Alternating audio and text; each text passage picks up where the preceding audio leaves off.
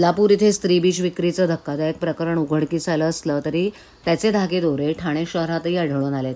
ठाण्यातील एका प्रख्यात रुग्णालयात विनापरवाना सुरू असलेल्या IVF सेंटर इथे अशाच प्रकारचे गैरप्रकार सुरू असल्याचं समोर आल्यानंतर ठाणे महापालिकेच्या आरोग्य विभागानं या रुग्णालयाची मान्यता तात्काळ रद्द केली आहे. त्यानंतर सोनोग्राफी मशीनही सील केल्यात.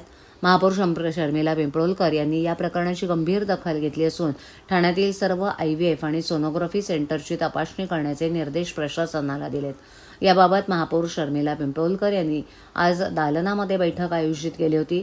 या बैठकीला शिवसेना गटनेते पवन कदम तसंच मुख्य वैद्यकीय आरोग्य अधिकारी डॉक्टर प्रसाद पाटील उपस्थित होते. गरीब महिलांना पैशाचं आमिष दाखवून त्यांना इंजेक्शनद्वारे गर्भात जास्तीची बीजं तयार करण्यास भाग पाडलं जात होतं. त्यानंतर ही बीजं काढून लाखो रुपयांना विकली जात होती. मूल नसलेल्या जोडप्यांकडून मोठ्या रकमा उकळून हा बेकायदेशीर व्यवहार केला जात असल्याची माहिती डॉक्टर प्रसाद पाटील यांनी दिली. दरम्यान ठाण्यातील प्रख्यात रुग्णालयातील मान्यता नसलेल्या IVF सेंटरवर 6 मार्च रोजी ठाणे महापालिकेच्या वैद्यकीय अधिकाऱ्यांनी छापा टाकला होता. या कारवाईत सेंटरची मान्यता रद्द करण्यात आली असून तेथील 3 सोनोग्राफी मशीन्स सील केल्या आहेत. या पार्श्वभूमीवर महापौर शर्मिला पिंपळोलकर यांनी ठाणे महापालिका हद्दीतील सर्व IVF सेंटरची तातडीनं तपासणी करण्याचे निर्देश दिलेत. या प्रकरणाचा तपास नियमित मॉनिटर करून प्रशासनानं दर आठवड्याला अहवाल सादर करावा.